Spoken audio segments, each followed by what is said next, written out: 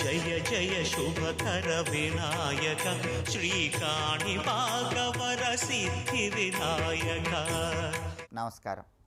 ప్రేక్షకులందరికీ శుభోదయం. ఈనాటి శుభయోగం శీర్షికన ఆదివారం సందర్భంగా సూర్యభగవానుడి విభూతి స్వరూపమైనటువంటి అగ్ని ఆరాధనా రహస్యాల గురించి, అగ్నిదేవుడి అనుగ్రహం పొందటం ద్వారా విశేషమైన ప్రయోజనాలు సిద్ధింపజేసుకోవటానికి యజ్ఞాలు చేస్తున్న తరుణంలో దక్షిణకు ఉన్నటువంటి ప్రాధాన్యత ఏంటో పరిశీలిద్దాం. ఎప్పుడైనా సరే యజ్ఞయాగాదులు చేసేటప్పుడు, హోమాలు చేసేటప్పుడు, యజ్ఞాలు, యాగాలు, హోమాలు పూర్తయిపోయిన తర్వాత ఆ యజ్ఞయాగాదులు చేసిన వారికి దక్షిణను సమర్పించాలి. దీని వెనుక మనకి పురాణాలలో ఒక అద్భుతమైన కథ చెప్పడం జరిగింది. ఆ కథను మనం పరిశీలిస్తే, దేవతలందరూ కూడా ఒకానొక సమయంలో ఒక పెద్ద యజ్ఞం చేయాలని సంకల్పిస్తారు. అయితే ఆ యజ్ఞం చేయటానికి దేవతలు ఎన్ని విధాలుగా ప్రయత్నించినా ఆ యజ్ఞానికి ఏదో ఒక ఆటంకం ఎదురవుతూ ఉన్న తరుణంలో విష్ణుమూర్తి యజ్ఞస్వరూపుడు అన్న సత్యాన్ని బృహస్పతి ద్వారా తెలుసుకొని దేవతలందరూ కూడా విష్ణుమూర్తి దగ్గరకు వెళతారు. అందుకే మనకి శతపథ బ్రాహ్మణం అనే ఒక ప్రామాణిక యజ్ఞ సంబంధమైన గ్రంథం ఉంది. ఆ గ్రంథం ఏం చెప్తుందంటే, యజ్ఞో వై విష్ణు అంటుంది. అంటే యజ్ఞము సాక్షాత్తు విష్ణు స్వరూపము.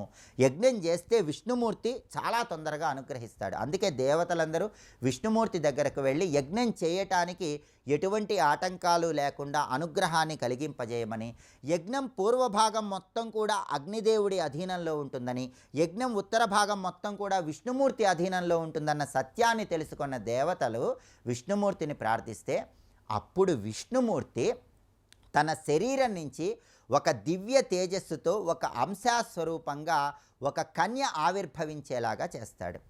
ఆ కన్య పేరు దక్షిణ. దక్షిణ అనేటటువంటి ఆ కన్యను అగ్నిదేవుడికిచ్చి వివాహం జరిపించి ఆ తర్వాత యజ్ఞం చెయ్యమని దేవతలందరితో పలుకుతాడు. అప్పుడు యజ్ఞం చేస్తే దేవతలందరూ యజ్ఞాన్ని నిర్విఘ్నంగా పూర్తి చేస్తారు. అంటే అగ్నిదేవుడికి భార్య అయినటువంటి ఈ దక్షిణ సంపూర్ణమైన అనుగ్రహం కూడా అగ్నిదేవుడితో పాటు ఉండాలి. అప్పుడే యజ్ఞ పరిసమాప్త ఫలితాన్ని పూర్తిగా పొందవచ్చు అని ప్రామాణిక గ్రంథాలన్నీ తెలియజేస్తున్నాయి. అందుకే యజ్ఞయాగాదులు చేసినప్పుడు యజ్ఞం చేసినా, యాగం చేసినా, హోమం చేసినా అది చేయించిన వాళ్లకు ప్రత్యేకమైన దక్షిణను సమర్పించాలి. అలా దక్షిణ సమర్పించడం అంటే దక్షిణ అనే కన్యతో కూడి ఉన్న అగ్నిదేవుడి అనుగ్రహానికి పాత్రులమవటం అని దీనిలో ఉన్న అంతరార్థం. దీనికి సంబంధించి ఇంకొక పౌరాణిక కథను కూడా చెప్పడం జరిగింది. ఒకానొక సమయంలో దేవతలందరూ కూడా రాక్షసులతో యుద్ధం చేయటానికి వెళ్ళేటప్పుడు తమ దగ్గర ఉన్నటువంటి మణులు, మాణిక్యాలు, సమస్త సంపద అగ్నిదేవుడికి ఇచ్చి ఆ తర్వాత రాక్షసులతో యుద్ధం చేయటానికి వెళతారు. రాక్షసులతో యుద్ధం చేసి దేవతలందరూ తిరిగి వచ్చిన తర్వాత అగ్నిదేవుణ్ణి తమ సంపదలు తిరిగి ఇమ్మని ప్రార్థిస్తారు. అయితే అగ్నిదేవుడు తనను సంతృప్తి పరిచే విధంగా ఏదైనా ప్రక్రియ చేసినట్లయితే ఆ సంపదలన్నీ తిరిగిస్తానని దేవతలతో పలుకుతాడు. అప్పుడు దేవతలందరూ కూడా పునరాధేయము అనే పేరు కలిగినటువంటి ఒక ప్రక్రియను అగ్నిదేవుడి ప్రీతి కోసం నిర్వహిస్తారు. అది నిర్వహించగానే అగ్నిదేవుడు వాళ్ళ సంపదలన్నీ కూడా తిరిగి ఇచ్చివేశాడని ప్రామాణిక పౌరాణిక గ్రంథాల్లో చెప్పారు. అందుకే ఎప్పుడైనా సమస్త సంపదలు లభించాలంటే, అష్టైశ్వర్యాలు లభించాలంటే అగ్నిప్రీతి కోసం హోమాలు, యజ్ఞాలు నిర్వహించేటప్పుడు పునరాధేయము అనే ఒక ప్రక్రియను కూడా నిర్వహిస్తూ హోమాన్ని నిర్వహించినట్లయితే అగ్నిదేవుడి విశేషమైన అనుగ్రహానికి ప్రతి ఒక్కరూ సులభంగా పాత్రులు కావచ్చు. రేపటి శుభయోగం శీర్షికన సోమవారం సందర్భంగా మార్కండేయుడు పరమేశ్వరుణ్ణి ప్రార్థించినటువంటి చంద్రశేఖరాష్టకంలో ఉన్న అంతరార్థం ఏంటో, చంద్రశేఖరాష్టకాన్ని పఠిస్తే ఎటువంటి సత్ఫలితాలు కలుగుతాయో పరిశీలిద్దాం. నమస్కారం.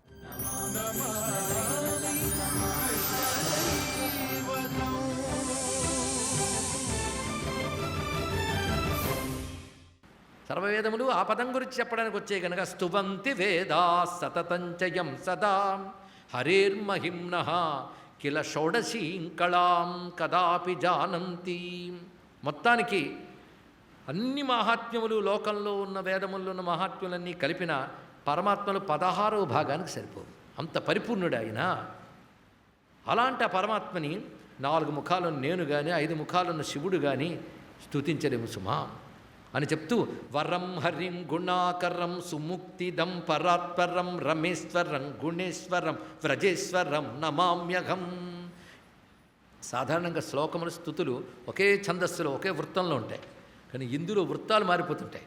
బ్రహ్మదేవుడు ఒక్కసారి తత్వభావంలో వెళ్ళినప్పుడు గంభీరంగా చెప్తాడు, కృష్ణుడు చూసిన మురిసిపోయి చిందులు వేస్తున్నట్టు ఇలా రకరకాల భావాలు కనబడుతుంటాయి.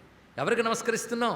ఈ గుణముల్లో చిక్కుబడిపోయాను నేను కదా, బయటపడాలి ఏంటంటే గుణేశ్వరం, గుణముల నియామకుడు నువ్వు, అది నిన్ను పట్టుకుంటే నువ్వు బయట పెట్టేయగలవయ్యా. కానీ బుద్ధిని వైపు తిప్పాలి. అలాంటి నువ్వు ఇప్పుడు ఎక్కడున్నావు? వ్రజేశ్వరం, ఈ వ్రజమునకు నాయకుడిగా ప్రకాశిస్తున్నావు. ఆహా, ఆ ముఖం చూడు ఎంత అందంగా ఉందో. ఏ పరతత్వం ఇంతవరకు వర్ణించానో ఆయన ఒక రూపం ధరించి ఇక్కడికి తిరుగుతున్నాడు, అది అందం. ఆ ముఖం తాంబూల సుందర ముఖం మధురం భ్రువంతం బింబాధరం స్మితయుతం సితకుందదంతం నీలాలకావృత కపోల మనోహరాభం వందే చలత్ కనకకుండల మండనార్గం సుందరం తు తవ రూపమేవహి మన్మథస్య మనసోహరం పరం ఆవిరస్తు మమ నేత్రయోః సదా శ్యామలం మకరకుండలావృతం. నా కళ్ళ ముందు ఎప్పుడు ఈ రూపం కనబడాలయ్యా, ఎంత అందంగా ఉంది. సమస్త సౌందర్యములు మూర్తిభవించి ఇక్కడ గోచరిస్తున్నాయి. అసలు మన్మధుడు ఎవడో అందగాడంటారు, ఆ మన్మధుడు మనస్సును కూడా హరించగలిగినటువంటి అందం ఇది. మన్మథుడు నువ్వు, మదన గోపాలుడు నువ్వు, అంత అందమైన రూపం ఇది అంటూ ఆ కళ్ళు చూడు, ఆ చూపులు ఎంత బాగున్నాయో. ఆ కటాక్షములకు నమస్కారమయ్యా. హరతి కమలమానం లోలముక్తాభిమానం ధరణి రసికదానం కామదేవస్య బాణం శ్రవణ విదితయానం నేత్రయుగ్మ ప్రయాణం భజయదుత సమక్షం దానదక్షం కటాక్షం. ఎంత అందమైన భావం అండి ఇక్కడ చెప్తున్నాడు. శ్రవణ విదితయానం, చెవుల వైపు ప్రయాణం తెలుసుట కళ్ళకి, అంటే చెవుల వరకు సాగి ఉన్నది అంతంతని కళ్ళు అని చెప్పడం ఇక్కడ. అంతేకాదు, ఏది మొరబెడతామో అది విని దాన్ని బట్టు కటాక్షిస్తుంటే స్వరూపం అది ఇక్కడ. అలాంటి దయామయమైన నేత్రములతో ఉన్న కటాక్షములకు నమస్కారం. వంశీ విభూషితమలం ద్విజదానశీలం సింధూరవర్ణమతి కీచకరావలీలం హేమాంగుళీయ నికరం నఖచంద్రయుక్తం హస్తద్వయం స్మరకదంబ సుగంధ పృక్తం. ఆ చేతులకు నమస్కారం. ఎంత అందంగా ఉన్నాయంటే తెల్లగా వెన్నెల ముక్కల్లాగా, చందమామ ముక్కల్లాగా ఉన్న గోళ్ళు, ఎర్రని వేళ్ళు, వాటి మధ్య వేణువును ఉదుతూ ఉన్నటువంటి ఆ చేతులకు నమస్కారం అయ్యా. ఈ రూపం ఎల్లవేళలా నా మనసులో ఉండిపోవాలి. ఎంత గొప్ప మాట. వ్యత్యస్త పాదమవతంసిత బర్హి బర్హం సాచీకృతాననం. అద్భుతమైనటువంటి రూపం అది. అది ఎలాంటిదంటే తేజపరం పరమకారుణికం పురస్తాత్ ప్రాణప్రయాణ సమయే మమ సన్నిధత్తాం. అలా వేణుబూదుతూ వ్యత్యస్తాంఘ్రిగా నిలబడ్డ రూపం నా ప్రాణాలు పోయేటప్పుడు నా ముందు కనబడితే చాలయ్యా అంటారు లీలాసుకుడు.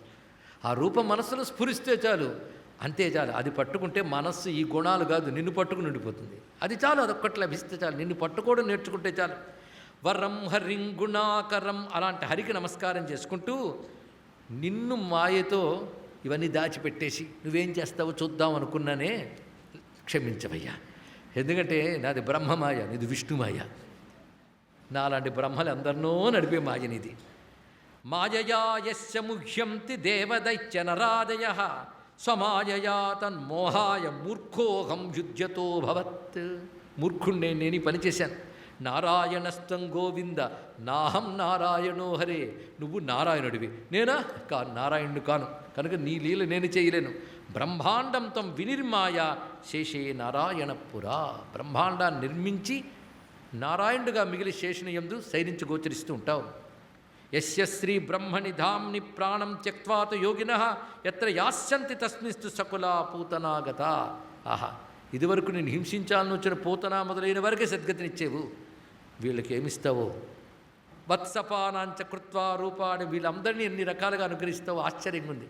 హింసాబుద్ధితో వచ్చిన పూతనాదులకే ఉత్తమగతినిచ్చి నువ్వు ప్రేమ బుద్ధితో పాలించిన వీళ్ళందరికీ ఏమిస్తావో అనేది నా బుద్ధికి అందట్లేదయ్యా అన్నాడు. ఇది గొప్ప విషయం. ఇక్కడ బుద్ధికి అందట్లేదయ్యా అంటే అర్థం ఏంటంటే ఆయన బుద్ధి మలనాడు బుద్ధి కాదు, మాకు అందట్లేదండి మనం అనొచ్చు.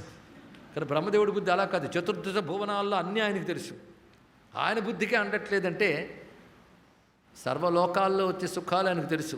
ఏ లోకంలో లేని సుఖం, లోకాతీతమైన కైవల్యం వెలికిస్తావు అని దీని అర్థం అండి. అందుకే బ్రహ్మబుద్ధికి కూడా అర్థమైన కాదు అంటే ఏ లోకాల్లో లభించిన కైవల్యం వాళ్ళకి లభిస్తుందని దీని యొక్క అంతరార్థం.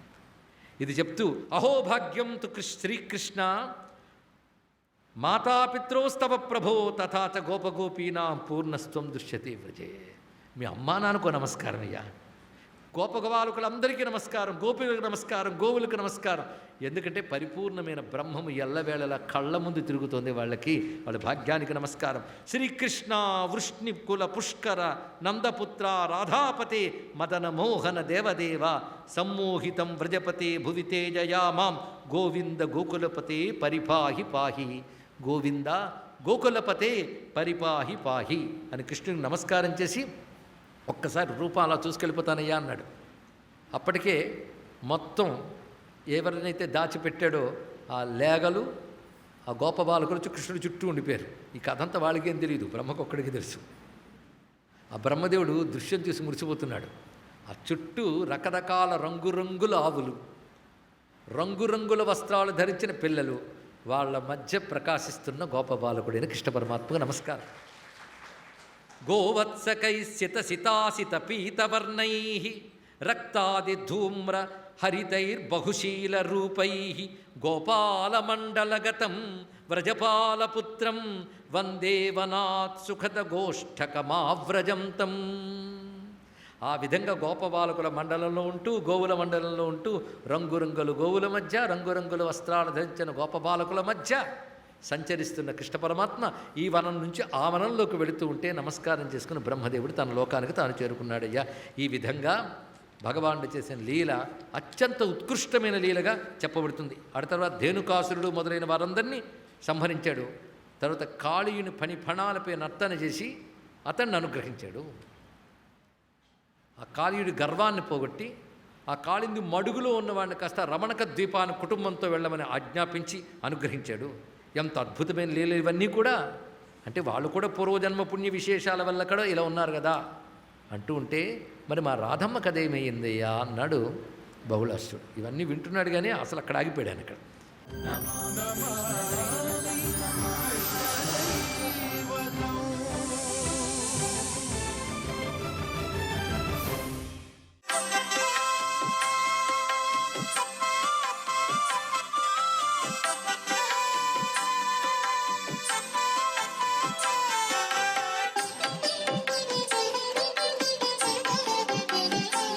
ఓం నమో నారాయణాయ, ఓం నమః శివాయ, శ్రీమాత్రే నమః.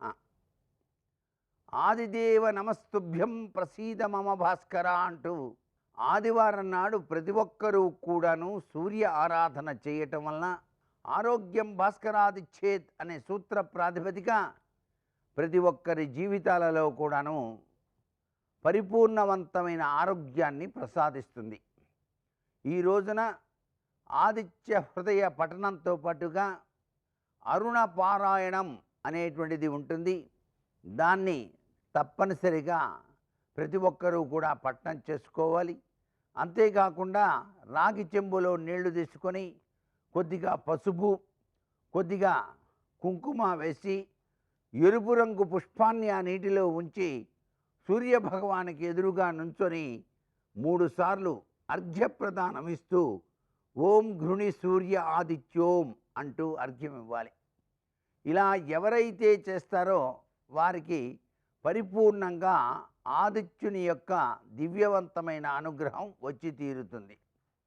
అక్షయ తత్వంలో జీవితాన్ని చక్కగా యోగవంతమైనటువంటి ప్రభావంతో గడపాలి అంటే ప్రతి ఒక్కరూ కూడాను సూర్య నమస్కారాలు అనేటువంటివి ఆచరించాలి.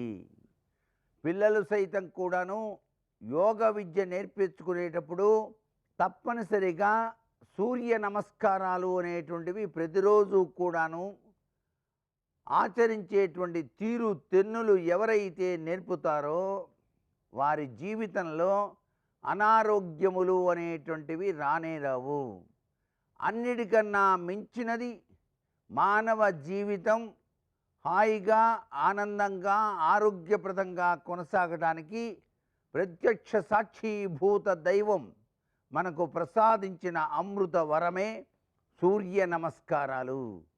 సూర్య నమస్కారాల్ని ప్రతినిత్యం కూడాను ఆచరించేటువంటి విధి విధానాన్ని మన సంప్రదాయ రీత్యా పాటించి అందరం కూడాను సూర్య భగవాని యొక్క అనుగ్రహానికి పాత్రలమై తరిద్దాం. సర్వే జనా సుఖినో భవంతు.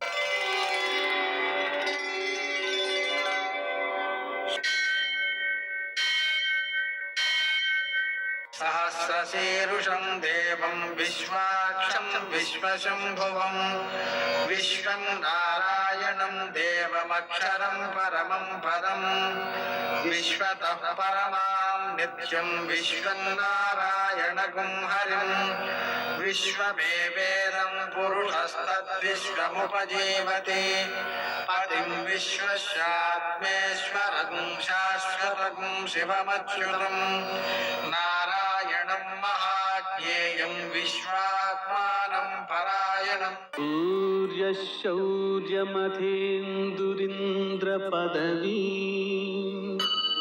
సన్మంగళం మంగళం. కర్తా జగతాం భర్తా సంహర్తా మహసాం నిధి ప్రణమామి తమాదిత్యం బహిరంతస్తమోపహం. నేటి కాలమాన విశేషాలను గమనిద్దాం. స్వస్తి శ్రీ చాంద్రమాన పరాభవనామ సంవత్సరం ఉత్తరాయణం వసంత ఋతువు వైశాఖమాసం కృష్ణపక్షం ఆదివారం. సూర్యోదయం 5:38 సూర్యాస్తమయం 6:22 తిథి విధియ రాత్రి 3:02 వరకు. నక్షత్రం విశాఖ ఉదయం 7:10 వరకు. వర్జం మధ్యాహ్నం 11:38 నుంచి 1:25 వరకు. దుర్ముహూర్తం సాయంకాలం 4:40 నుంచి 5:30 వరకు. అమృతకాలం రాత్రి 10:22 నుంచి 12:01 వరకు. రాహుకాలం ఆదివారం కాబట్టి సాయంకాలం 4:30 నుంచి 6 గంటల వరకు. అష్టకవర్గు రీత్యా శుభప్రదమైన సమయం ఉదయం 11 గంటలకి. నేటి విశేషం ఆదివారం. ఆదివారం సందర్భంగా సూర్యోదయానికి ముందే చన్నీటి స్నానం చేయడం, సూర్యోదయానంతరం చక్కగా సూర్య నమస్కారాలు చేయడం, ఉద్యన్నద్య వివస్వాన్ ఆరోహన్నుత్తరాం దివం దేవ హృద్రోగం మమ సూర్యో హరిమాణం చాసునాశయతు మొదలైన రీతిలో ఆర్యాద్వాదశి పారాయణ చేసుకోవడం చాలా మంచిది. ఒక మహాత్ముడు చాలా ప్రసిద్ధుడు. ఆయన బొల్లి రోగం వస్తే 41 రోజుల పాటు సూర్యక్షేత్రం అరసవల్లి అక్కడ ఈ ద్వాదశనామ స్తోత్రాన్ని రోజుకి 21 సార్లు చొప్పున 41 రోజులు చేయడం ద్వారా తన రోగాన్ని తగ్గించుకున్నాను అని తన స్వానుభవాన్ని వ్రాశారు. కాబట్టి సూర్యనారాయణమూర్తి యొక్క స్తోత్ర పారాయణ సంపూర్ణ ఆరోగ్యాన్ని కలిగజేస్తుంది, మానసిక శారీరక ఆరోగ్యాలను పెంపొందిస్తుంది. నేటి ఆణిముత్యాలు.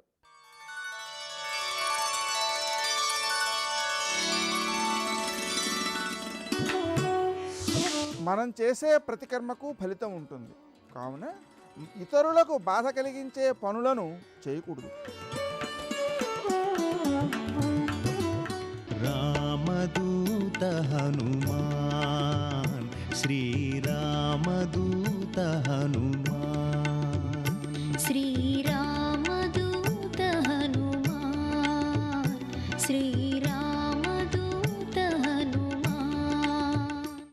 ఆకాశంలో నిలబడి స్వామి హనుమతో మాట్లాడుతున్నాడు. మహానుభావ, కృతీచ ప్రతికర్తవ్యం దేశధర్మ సనాతన సోయం తత్ ప్రతికారార్థీ తత్వసమ్మానమర్హతి అతిథి కిల పూజార్హ ప్రకృతోపి విజానత. ఈ జాతికి ఒక లక్షణం ఉంది, ఉపకారం చేసిన వాడికి ప్రత్యుపకారం చెయ్యాలి. ఒక ఉపకారాన్ని పొంది తిరిగి ప్రత్యుపకారం చెయ్యకుండా ఉపకారాన్ని మరిచిపోయిన వాడెవరుంటాడో వాడు కృతఘ్నుడు. అటువంటి కృతఘ్నుడికి నిష్కృతి లేదు. కిష్కింధకాండలో కూడా స్వామి లక్ష్మణుడు అంటాడు, బ్రహ్మఘ్నైచ సురాపేచ చౌరే భగ్నవ్రతీ తథా నిష్కృతిర్విహితా సిద్భి కృతఘ్నో నాస్తి నిష్కృతి. బ్రహ్మహత్య చేసిన వాడికి, దొంగతనం చేసిన వాడికి, సురాపానం చేసిన వాడికి, ఒక వ్రతం చేస్తానని నీళ్లు ముట్టుకుని కూడా వ్రతం చెయ్యకుండా వ్రతభంగం చేసిన వాడికి, ప్రాయశ్చిత్తం ఉందేమో కానీ చేసిన ఉపకారాన్ని మరిచిపోయి కృతజ్ఞుడై బ్రతికేటటువంటి వాడికి మాత్రం నిష్కృతి లేదంటాడు. కాబట్టి కృతీచ ప్రతికర్తవ్యం దేశధర్మ సనాతన, ఉపకారం చేసిన వాడికి ఉపకారం చెయ్యొద్దు. నేను సముద్రంలో దాక్కున్నాను, దాక్కోవడానికి నాకు అవకాశం ఇచ్చి సముద్రుడు ఉపకారం చేశాడు. ఒకానొకప్పుడు పర్వతాలకన్నిటికీ కృతయుగంలో రెక్కలుండేవి. పర్వతములు ఎగిరి వెళ్ళి ఎక్కడ కావాలంటే అక్కడ దిగేవి. అలా దిగుతున్నప్పుడు గ్రామాలకి గ్రామాలు మునివాటికలు నశించిపోతుండేవి. అందరూ హాహాకారాలు చేస్తే దేవేంద్రుడు తన వజ్రాయుధంతో పర్వతాలకు ఉండేటటువంటి రెక్కలు తరిగేశాడు. అలా తరిగేస్తున్నప్పుడు నా రెక్కలు కూడా తరిగేస్తాడని నేను భయపడి భయంతో రెక్కలు ఉన్నా ఎగరలేక ఉండిపోయాను. అప్పుడు నీ తండ్రి వాయుదేవుడు చూశాడు. మిత్రత్వాన్ని పాటించి అయ్యో రెక్కలున్నా ఎగరలేకపోతున్నాడని నన్ను ఎత్తి ఇంద్రుడికి కనపడకుండా తీసుకొచ్చి సముద్రంలో పడేశాడు. నేను వెళ్ళి రాక్షసుడు పైకొచ్చేటటువంటి బిలమార్గానికి అడ్డుగా పడ్డాను. ఇంద్రుడు ఓరకంట చూసి పోనీలే భయంతో కదలడు కాబట్టి బిలమార్గం మూసుకుంది, రాక్షసులు పైకి రారు, ఉభయత్రా ఉపకారం జరుగుతుందని ఊరుకున్నాడు. రెక్కలున్నా కదలలేక ఆనాటి నుంచి ఈనాటి వరకు సముద్రంలో పడున్నాను. నీ తండ్రి వాయుదేవుడు నాకు ఉపకారం చేశాడు. ఆ తండ్రికి కొడుకువి నువ్వు, ఆత్మావై పుత్రనామాసి. ఆయనకి ఉపకారం చేస్తే ఎంతో, ఆయన కొడుక్కి ఉపకారం చేస్తే అంతే. అందుకని నువ్వు వెడుతున్నప్పుడు నీకు నేను ఉపకారం చెయ్యొద్దు. అతిథి కిల పూజార్హ ప్రకృతోపి విజానత. అసలు ఒక అతిథి లభించడమే చాలా కష్టం జీవితంలో. అటువంటిది మహాప్రాజ్ఞుడు, నవవ్యాకరణ పండితుడు, స్వార్థం లేనివాడు, రామచంద్రమూర్తి యందు అపారమైన భక్తి కలిగినటువంటి నీ వంటి మహాపురుషుడు అతిథిగా లభించడం అంటే నేను పొందిన అదృష్టం. నిపత్య మమశృంగేషు విశ్రమస్వ యథాసుఖం. ఒక్కసారి నా పర్వత శిఖరముల మీద దిగవయా, కాసేపు విశ్రాంతి తీసుకో, ఇంత తేనె తాగు, కాసిని కందమూలాలు తిను, కించిత్ విశ్రమించు, మళ్ళీ బయలుదేరి వెళ్ళిపో అన్నారు. విన్నారు హనుమ. ఒక్కసారి నవ్వి ప్రీతోస్మి కృతమాతిథ్యం మన్యురేషోపనీయతాం త్వరతే కార్యకాలో మే అహశ్చాప్యతివర్తతే ప్రతిజ్ఞాతమయా దత్తానస్తాతవ్యభిహాంతరే అంటారు. ప్రీతోస్మి కృతమాతిథ్యం, చాలా సంతోషం, మీరు నాకు ఆతిథ్యం ఇచ్చినట్టే, మీరు నాకు అన్నీ పెట్టినట్టే. కానీ అన్యురేషోపనీయతాం, మన్యువు పెట్టుకోకండి, అంటే కోపం పెట్టుకోకండి మనసులో. మీరు అన్న మాట నేను పాటించలేదని ఏమనుకోకండి. నేను ప్రతిజ్ఞ చేశాను, రామకార్యం మీద ఎక్కడా ఆగను. రామచంద్రమూర్తి విడిచిపెట్టిన బాణం ఎలా వెడుతుందో అలా వెడతానన్నాను. అలా వెడతానన్నవాడిని అలా వెళ్లకుండా మధ్యలో దిగి విశ్రాంతి తీసుకుని వెడితే రామబాణంలా వెళ్ళినట్టు ఎలా అవుతుంది? ఇది హనుమ యొక్క ప్రజ్ఞ. అంతటి ప్రాజ్ఞుడైన, అంత శక్తివంతుడైన కేవలం నా ప్రయత్నం చేత సాధిస్తాననరు. రామచంద్రమూర్తి యొక్క సహాయం కావాలి. యథా రాఘవ నిర్ముక్త శరస్వసన విక్రమ, రాముడు వదిలిన బాణంలా వెడతాను. రామానుగ్రహం ఉండాలి. ఎవడైనా జీవితంలో వృద్ధిలోకి రావాలనుకున్నవాడు తాను చెయ్యవలసిన పని తాను చేస్తూ, తన ప్రయత్నం తాను చేస్తూ, ప్రయత్నానికి పక్కన భగవంతుని యొక్క అండదండలు కూడా కలగాలని కోరుకోవాలి. భగవంతుని యొక్క ఏ అనుగ్రహం లేకుండా కేవలం తన ప్రయత్నం వలన సాధిస్తాననుకోవడం మూర్ఖత్వం. ఎప్పుడూ అలా సాధించలేడు. ఈశ్వరుని యొక్క అనుగ్రహం తోడు కావాలి. అందుకే నేను కాదు, రాముడి విడిచిన బాణంలా వెడతాను, రామానుగ్రహం నా యందు నిలబడాలన్నారు. అందుకే మహానుభావుడు నేను రామబాణంలా వెడతానని ప్రతిజ్ఞ చేసి మధ్యలో ఆగలేను. అవతల వేళ దాటిపోతోంది, తొందరగా వెళ్ళాలి. ఏమనుకోకండి, ఎంత మర్యాదగా మాట్లాడతారో. ఒక్కసారి ముట్టుకున్నారు. ప్రీతోస్మి కృతమాతిథ్యం, మీరు నాకు ఆతిథ్యం ఇచ్చినట్టే. ఒక్కసారి ఇలా చెయ్యి వేశారు, ముందుకి దాటి వెళ్ళిపోయారు. సమస్త భూతములు ఆశ్చర్యపోయే, ఏమి ప్రజ్ఞావంతుడు! ఉపాసకుడు ముందు దైవాన్ని ఉపాసన చేయడం మొదలు పెట్టగానే ముందొచ్చేటటువంటి ప్రతిబంధకం ఏమిటంటే నమస్కారం. వద్దు మహాప్రభో అన్నా సరే వచ్చి కాళ్ళ మీద పడిపోతారు. ఎక్కడ కనబడితే అక్కడ నమస్కారాలు చేస్తారు. ఇవన్నీ బాగానే ఉన్నాయి, నా అంతవాడు ఎవడుంటాడని లోకంలో అనుకున్నాడో సతికిల పడి జారిపోతాడు. కాదు కాదు, ఇవన్నీ నమస్కారాలు ఈశ్వరుడికి చెందుతాయి. నేనంతటి వాడిని నిమిత్తమాత్రం అనుకున్నవాడు ఎవరున్నాడో వాడు వృద్ధిలోకి వస్తాడు. అందుకే మైనాకుడంతటి వాడు బంగారు శిఖరములతో పైకొచ్చిన ముట్టుకుని మర్యాదగా వెళ్ళిపోయారు తప్ప అక్కడ దిగలేదు, నిలబడలేదు. ముందుకెళ్ళిపోయారు. చూశారు, మహర్షులు చూశారు, గంధర్వులు చూశారు, కిన్నెర కింపురుషులు చూశారు, సిద్ధులు చూశారు, సాధ్యులు చూశారు. గబగబా నాగమాత సొరస దగ్గరికి వెళ్ళారు. వెళ్ళి ఆవిడితో అన్నారు, అమ్మా అమ్మా ఆశ్చర్యం, అయం వాతాత్మజ శ్రీమాన్ ప్లవతే సాగరోపరి హనుమాన్ నామ తస్యత్వం ముహూర్తం విఘ్నమాచర.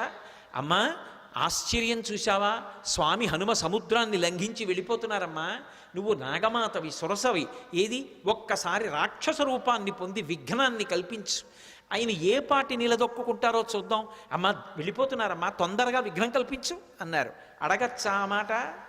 అంటే ఇందులో ఒక విశేషం ఉంది. అసలు ఆ పేరే ఎంత గొప్ప పేరో, సురస. 3 అక్షరాలు కాబట్టి బేసి సంఖ్య. ఆడపిల్ల పుట్టినప్పుడు పెట్టడానికి యోగ్యమైన పేరు. పైగా నాగుల యొక్క తల్లి, అన్నిటిని మించి దక్ష ప్రజాపతి యొక్క కూతురు, అందుకని దాక్షాయణి అన్న పేరు అన్వయం అవుతుంది. ఆవిడ సామాన్యురాలు కాదు, అంత గొప్ప తల్లి. అందుకే సురస అని పేరు పెట్టారు. ఒక రకమైనటువంటి ఓషధికి ఈ పేరుకి అన్వయం అయ్యేటటువంటి పేరుతో పిలవడం అనేటటువంటిది లోకంలో సంప్రదాయంగా ఉంది, నాగసుగంధి అని. సర్వం శ్రీ ఉమామహేశ్వర పరబ్రహ్మార్పణమస్తు. స్వస్తి.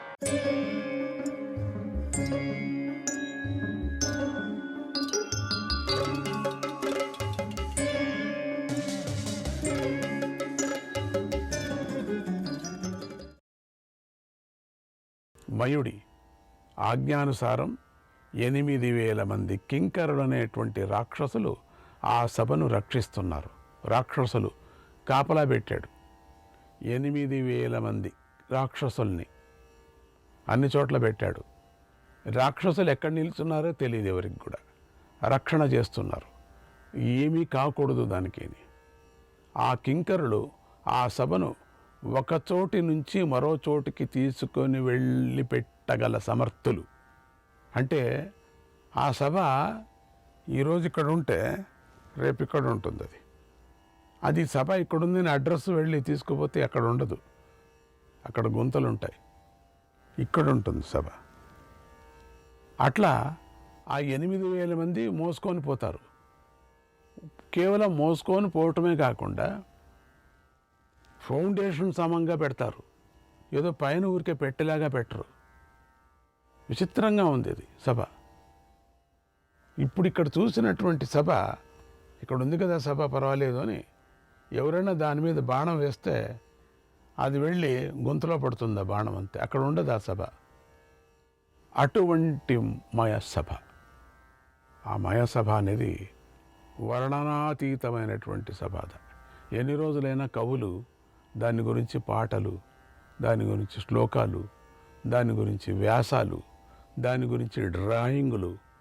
ఒక డ్రాయింగ్ వేస్తుంటే ఒక గోడని విచారంగా డ్రాయింగ్ వేసి దానికి రాస్తూ ఉంటే అది చూసి ఇట్లా అనే లోపల అక్కడ ఉండదు. అది చూస్తే అక్కడెక్కడో ఉంది.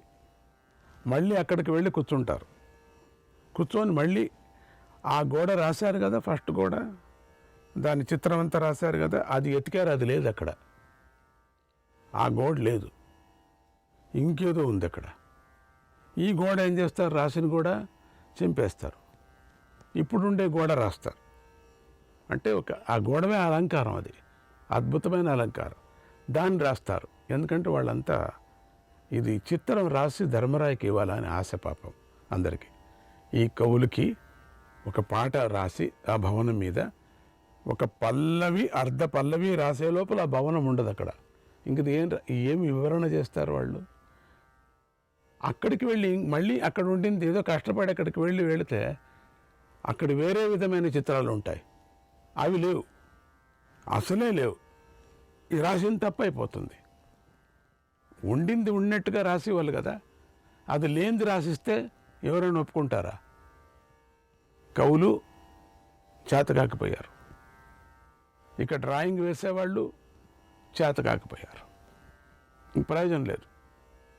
వారు భయంకరమైనటువంటి ఆకారంతో ఉంటారు. ఈ 8,000 మంది రాక్షసులు అన్నాం కదా, రక్షారాక్షసులు వీళ్ళు. పైన ఉంటారు, కింద ఉంటారు, పాతాళంలో ఉంటారు వాళ్ళు. అసలు ఎక్కడున్నారో తెలీదు. మనం వెళ్ళి ఏదైనా కుర్చీ అని కూర్చుంటే మనం కూర్చుంది రాక్షసుడు తొడ మీద కూర్చో ఉంటాం. కాసేపు వెనక్కి తిరిగి చూస్తే రాక్షసుడు బ్యాన్ లేచే లోపల మళ్ళీ కుర్చీ. ఆకాశంలో అంటే ఎప్పటికీ జరుగుతూ ఉంటుంది అది. అప్పుడు మాత్రమే ఆయన ఏదో సభలో మా ఆయన అట్లా అనడు, ఏదో అంటున్నాడేమో మయుడు అనుకోవద్దండి. మయుడు లేడు అక్కడ.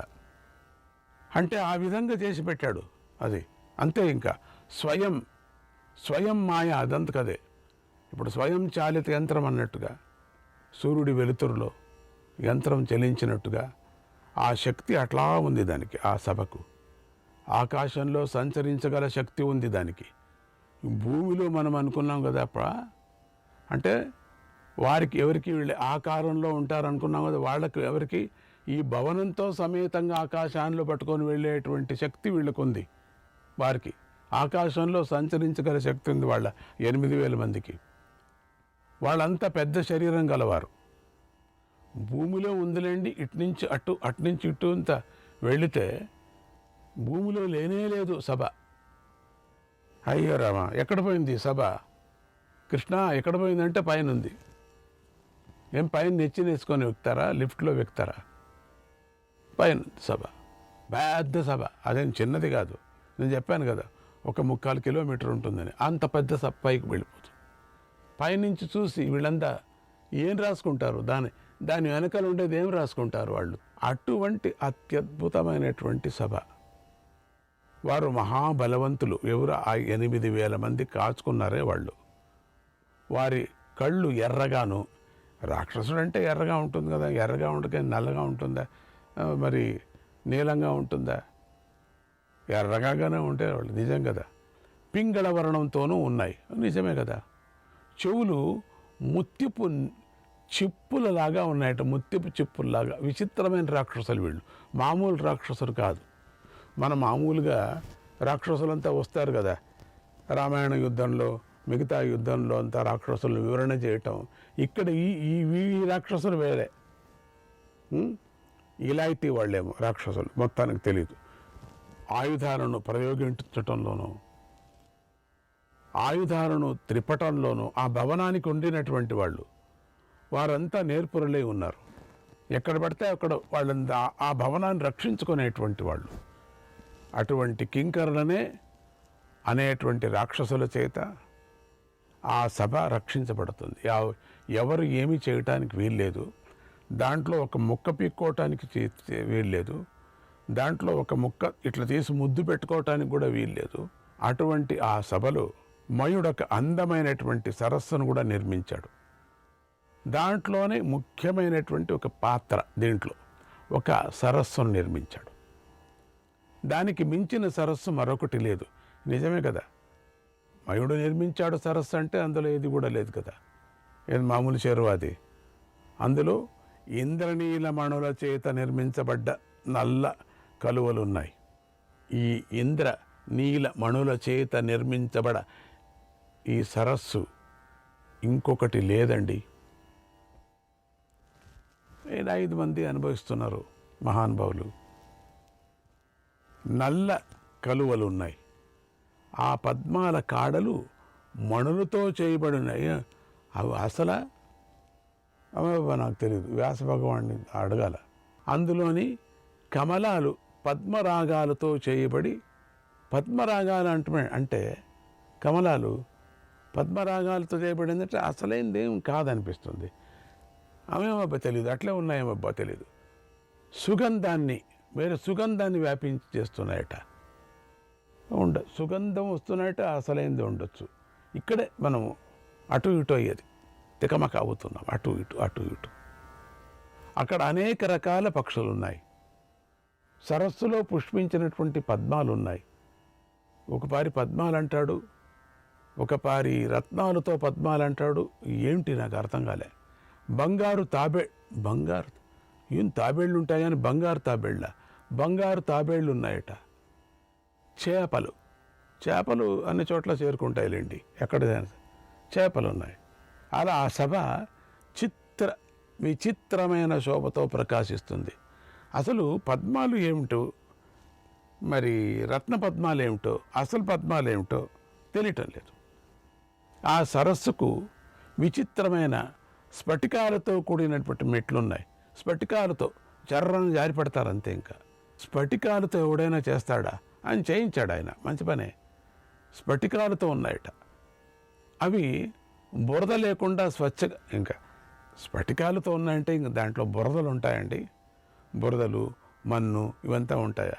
బురదలు మన్ను అంతా ఉంటాయి. స్ఫటికాలు అని చెప్పాల్సిన పనే లేదు కదా. ఏదో ఇటుకరాయి అని చెప్పుకోవచ్చు కదా. ఏదో నల్లరాయి ఇటుకరాయి అని చెప్పుకోవచ్చు. స్వచ్ఛంగా ఉన్నాయి, చూడటానికి ఎంతో అందంగా కూడా ఉన్నాయి.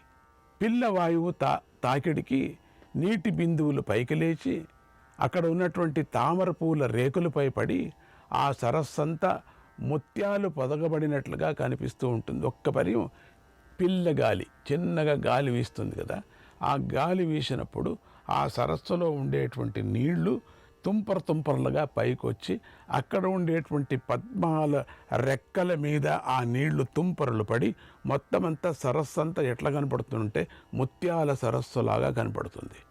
ఆ సరస్సుకు 4 వైపులా అందమైన మణిమయ వేదికలు నిర్మించబడ్డాయి. అంటే కూర్చోవటానికి మణిమయ వేదికలు, రెస్ట్ తీసుకోవటం. ఇవన్నీ చూసిన వాడు రెస్ట్ ఎక్కడ తీసుకుంటాడో నాకు తెలియదు. రాజులైనా దాని వద్దకు వచ్చి చూస్తే అది సరస్సులాగా కనిపించదు, మామూలు ప్రదేశంలాగా కనిపిస్తుంది. పైగా అక్కడేదో వంట చేసుకునే మాదిరిగా ఉంటుందట, భ్రాంతిని కలిగిస్తుందట. విలాసంగా నడిచి అంటే వీళ్ళు 5 మందికి మాత్రం బాగా కనపడుతుంది. ఇది మహారాజులు ఉన్నారు 5 మంది, వాళ్ళకి బాగుంది. జర్రున కాలు జారి పడిపోవటం కూడా జరుగుతుంది. అటువంటిది ఆ పడిపోవటమే ఇంకా. అది అటువంటి వింత సరస్సు. దానిని మయుడు ఎంతో శ్రద్ధతో నిర్మించాడు. ఇది ఆ సభలో విశేషమైన ప్రత్యేకత. అది అందరినీ ఆకర్షించే అటువంటి మధ్యలో ఉంటుంది. అది అందరినీ ఆకర్షించే అటువంటి విశేషమైనటువంటి ఒక సరోవరం, కృతక సరోవరం ప్రత్యేకత అవుద్ది. ఇంకా ఆ సభలో పెద్ద పెద్ద పూల చెట్లు, అన్ని పూల చెట్లు, పూలు ఉన్నాయని వెళ్ళి తీస్తే ముళ్ళ చెట్లు, పండ్లు చెట్లు, ఎన్నో పండ్లు. కొంతమందికి పండ్లు దొరుకుతాయి, చల్లని నీడ ఇస్తూ ఉంటుందట. ఆహా అని నీడ ఇస్తుంది కదా, చల్లగా ఉంది కదా అని వెళ్ళి కూర్చుంటే విపరీతమైన వేడిగాలి వస్తుందట. పరిగెత్తిపోతాం, అయ్యా వద్దులే ఏడుగాలి. ఆహ్లాదాన్ని కలిగిస్తూ ఉన్నాయట కొంతమందికి. అది కొంతమందికి గాలి తాకిటికి అవి ఎప్పుడూ కూడా కదులుతూ ఉంటాయట. చెట్లు, బంగారు చెట్లు. చెట్లేమో మామూలు బంగారు చెట్లు ఉంటాయి నాకు తెలీదు. ఆ సభకు 4 వైపులా వనాలు, ఉపవనాలు ఉన్నాయి. 4 వైపులా ఉపవనాలు, వనాలు ఉన్నాయి. అవి ఇంకేమవుతాయో, అది వనాలు లేక గుంతలో తెలీదు. అవి సుగంధాన్ని వెదజల్లుతూ ఉంటాయి. అందులో హంసలు, కారండవ పక్షులు, చక్రవాక పక్షులు కూడా ఉన్నాయి. నిజంగా పక్షులు ఉన్నాయి, అవన్నీ బాగా కూస్తున్నాయి. ఆ పక్షి దగ్గరికి వెళ్ళి ఆనందంగా హంస పక్షిని ఇట్లంటే అది ఇట్లంటే రాబందు అయిపోతుంది. అది అమ్మో బాబాయ్ రాబందు, అది పరిగెత్తి రావటం. రాబందు దగ్గరికి వెళ్ళి, రాబందు ఎందుకులేంటే, ఎందుకు రాబందు దగ్గరికి వెళ్ళటం అంటే అది హంస. చిత్రంగా ఉంది, అంతా విచిత్రంగా ఉంది. ఆ పక్షులతో ఆ సభ మరింత అందంగా ఉంది. చూడటానికి చాలా అందంగా ఉంది. ఏం చేయకూడదు, అంతే ఊరికే చూసుకోవాలంతే. చూసుకొని నిల్చొని ఆనందపడి నమస్కారం చేసుకొని వస్తే మంచిది. నువ్వేమైనా అక్కడికి వెళ్ళి ఆ పండు పీక్కోవాలా, ఆ హంసను ముట్టాలా, ఆ సరోవరంలో ఉండాలా, వాడేదో బొబ్బట్టు చేస్తున్నాడు వాడు తినాలా, అట్లంతా నువ్వు వెళ్ళావంటే కంగు తిన్నట్టు లెక్క, పప్పులో కాలు వేసినట్టు లెక్క. అక్కడ వాయుదేవుడు పద్మాల గంధాన్ని, పద్మాల గంధాన్ని, స్పెషల్ గంధం అది, పుష్పాల గంధాన్ని, ఒక్కొక్క చోట ఒక్కొక్కటంట. ఇటు వెళితే పుష్పాల గంధం, ఆహా ఇది అట్లా వ్యాపింపజేస్తుంది. పాండవులకు మాత్రం సంతోషాన్ని కలిగిస్తున్నాడు, చాలా ఆనందమై. ఈ దృశీం తాం సభాం కృత్వా మాసైః పరిచతుర్దశైః నిష్ఠితాం ధర్మరాజాయ మయో రాజన్ న్యవేదయత్.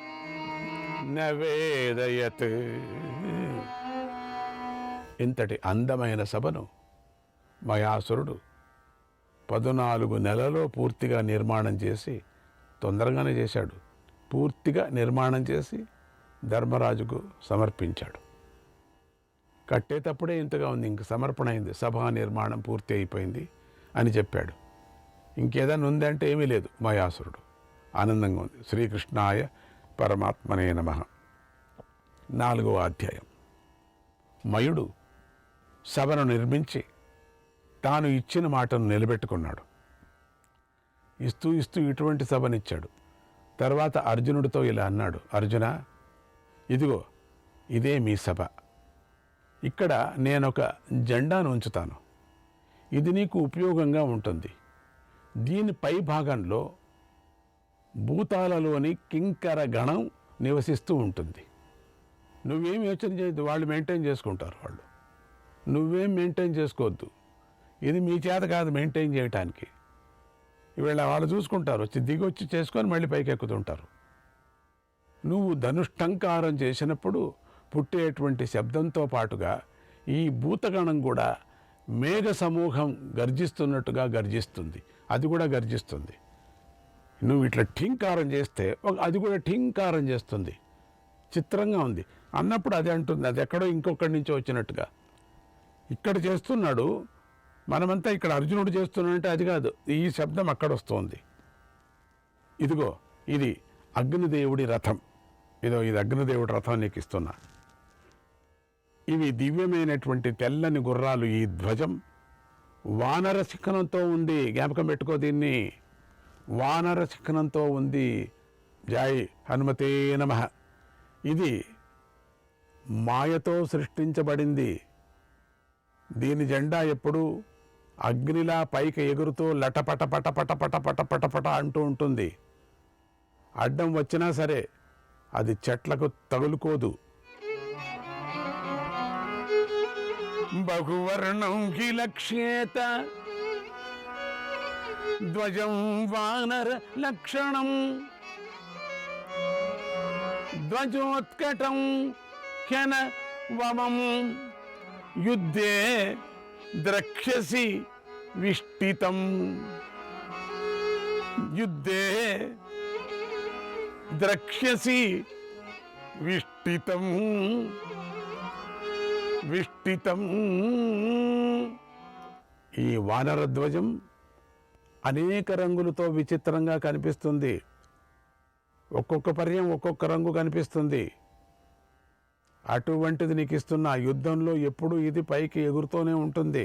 దీన్ని పెట్టుకో, యుద్ధంలో పనికి వస్తుంది నీకు. వంగిపోకుండా ఉంటుంది. అంటే మయుడు ఇచ్చినటువంటి రథం అన్నమాట. కదలకుండా స్థిరంగా ఉంటుంది అని మయుడు చెప్పాడు.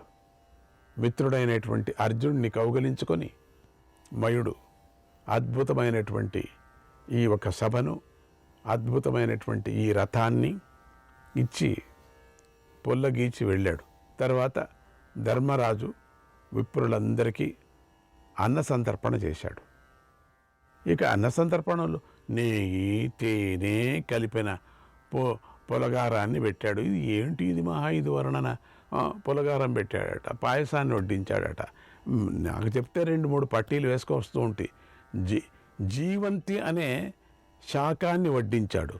అంటే అది జీవంతి అంటే అది చంద్ర భక్ష్యం అని దాని పేరు. అనేక భక్ష్య భోజ్య చోష్య లేహ్య పదార్థాలతో 1000 మంది విప్రులకు భోజనాలు పెట్టాడు. నూతన వస్త్రాలు ఇచ్చి పూలమాలలు వేసి సత్కరించాడు. చిత్రమైనటువంటి వడ్డన చేశాడు. తీపి పదార్థాలు విపరీతంగా పెట్టాడు. సంతోషపెట్టాడు. ఇలా అనేక ప్రాంతాల నుండి వచ్చినటువంటి బ్రాహ్మణులను తృప్తిపరిచాడు. ప్రత్యేకంగా వచ్చినటువంటి బ్రాహ్మణులకు మాత్రం 1000 గోవులను దానం చేశాడు. మేత కూడా ఇచ్చాడు దాని జతకి ఒక 10 ఏళ్ళకి. ఎందుకంటే అది లేని లేకపోతే వాళ్ళు ఎట్లా సాగుతారు పాపం. అనంతరం బ్రాహ్మణులందరూ శాంతి మంత్రాలు చదివారు. ఏది గృహప్రవేశం. ఇది ఈ మాయా భవన ప్రవేశం, సభా ప్రవేశం, దానికి గృహప్రవేశం చేశారు. బ్రాహ్మణులు కూడా చాలామంది చాలా అవస్థలు పడ్డారు అక్కడ. ఏదేదో అయింది వాళ్ళకి. తర్వాత అనేక మంగళవాద్యాలు మ్రోగాయి. శ్రీకృష్ణాయ పరమాత్మనే నమః.